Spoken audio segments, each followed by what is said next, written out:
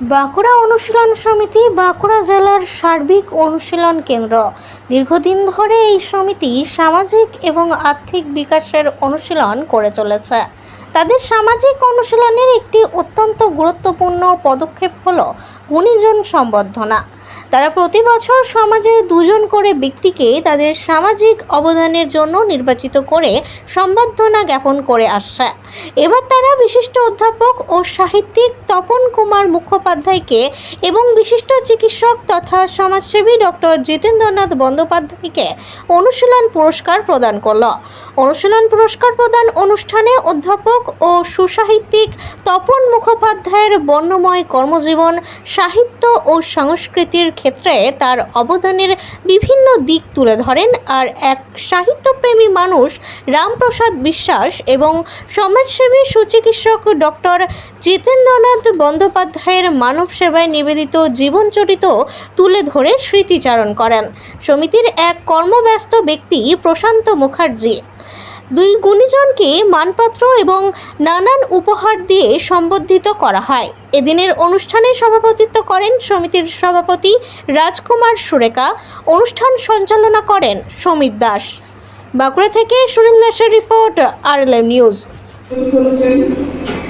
বর্তমান বিশ্ববিদ্যালয়ে তিনি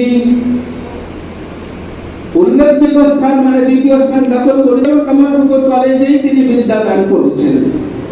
সেই তপন কুমার মুখোপাধ্যায়, যিনি একই সাথে ভলিবলের বিখ্যাত মেশার এবং ফুটবলের গোলরক্ষক, তিনি আমাদের নিখিল ভারত বঙ্গ সাহিত্য সম্মেলনের সম্মান রক্ষক। তিনি বাঁকুড়া যে শাখা নিখিল ভারত বঙ্গ সাহিত্য সম্মেলন 2014 সালে যে মহাসম্মেলন করেছিলেন, রাজ্য সম্মেলন, তাতে তিনি সভাপতিত্ব করেছিলেন। 2000 আমাদের 25তম বর্ষে আমরা 2005 সালে এই অনুশীলন পুরস্কার প্রাপ্তদের একটা জীবনী প্রকাশ করেছিলাম এবং এটাও আমরা করব 2030-এ আবার করব। আমাদের হচ্ছে গোল্ডেন জুবলি, সুবর্ণ জয়ন্তী, সেটাও আপনাদের সহযোগিতা চাইছি। আশা করি যেভাবে আমরা রজত জয়ন্তী করেছিলাম 2005-এ, 2030-এ সেটা আমরা করতে পারবো। আমাদের ইচ্ছা ছিল কয়েকজন যুবকদের, প্রশান্ত, আমি, দেবী প্রসাদ জালা, রাজু, এইসব নিয়ে আরো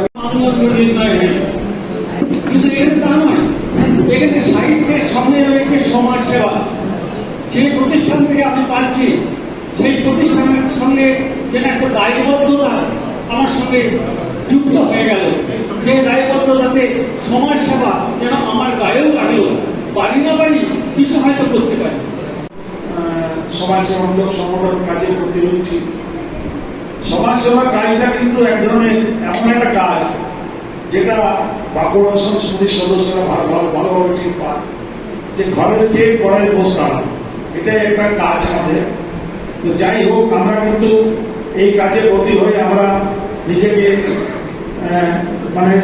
সারা জীবন ধরে এটা লেগে আছি। প্রত্যেক সদস্যরা আমাদের সঙ্গে কাঁধে কাঁধ মিলিয়ে আমাদের এই সারা বছর যে কর্মসূচি, সেই কর্মসূচি সম্বন্ধে বিস্তারিত বিবরণ আমাদের সম্পাদক মহাশয় রাখবেন।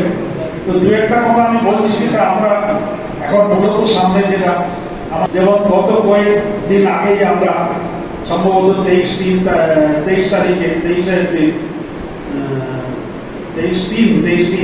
মার্চে আমরা স্বাস্থ্য সম্বন্ধে সচেতনতা শিবিরের আয়োজন করেছিলাম। মাননীয় আমাদের চিকিৎসক ডাক্তার অমিতাভ চট্টোপাধ্যায়ের নেতৃত্বে এবং আরো বিভিন্ন চিকিৎসকগণ উপস্থিত ছিলেন। এবং আমরা সেই অনুষ্ঠানে মানুষ যেন সুস্বাস্থ্যের অধিকারী থাকে সেটা সম্বন্ধে পর্যালোচনা করেছিলেন এবং বিভিন্ন আলোচনা পর্যালোচনা হয়।